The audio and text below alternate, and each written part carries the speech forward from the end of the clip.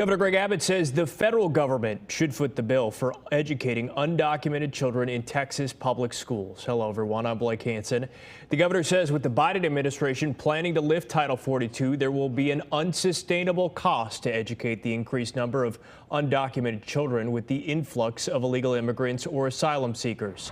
Fox 4's Stephen Dahl has details and reactions. Stephen? Governor Greg Abbott's comments quickly made national headlines. Today, the Biden administration saying Abbott's plan and other rights could be at risk if Roe v. Wade is struck down. I think we will resurrect that case and challenge this issue again because the expenses are extraordinary. Comments by Governor Greg Abbott Wednesday on a conservative podcast once again put Texas in the national spotlight.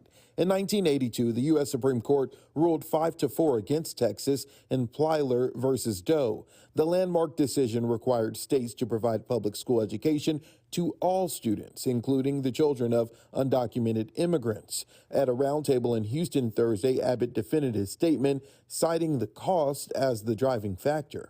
The Supreme Court has ruled states have no authority themselves to stop illegal immigration into the states. However, through the Plyler decision, they say, nevertheless, states have to come out of pocket to pay for the federal government's failure to secure the border. Charles Rhodes is a constitutional law professor at South Texas College of Law in Houston. I think the thought is now that you have 6 conservatives, and at least 5 of them seem to be willing to reconsider some of these older precedents, that this may be a time to try to get the Supreme Court to reconsider that decision.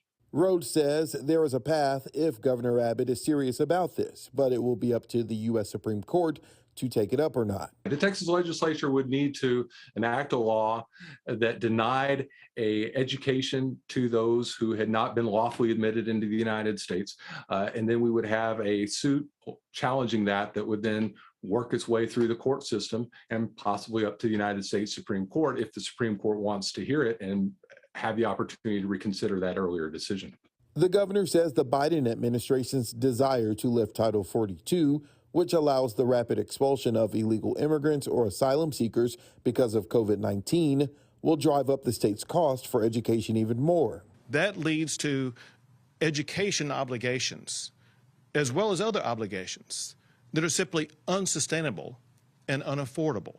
The governor's statement drew quick criticism from the White House. Well, that's ultra mega right there. White House Press Secretary Jen Psaki says President Biden thinks the possibility of Roe v. Wade being struck down leaves the door open to overturn other landmark decisions. He's talked about how it raised the alarms for him and how the draft decision would endanger other American rights, in addition to the basic right of every woman to keep her personal health care decisions between herself and her doctor.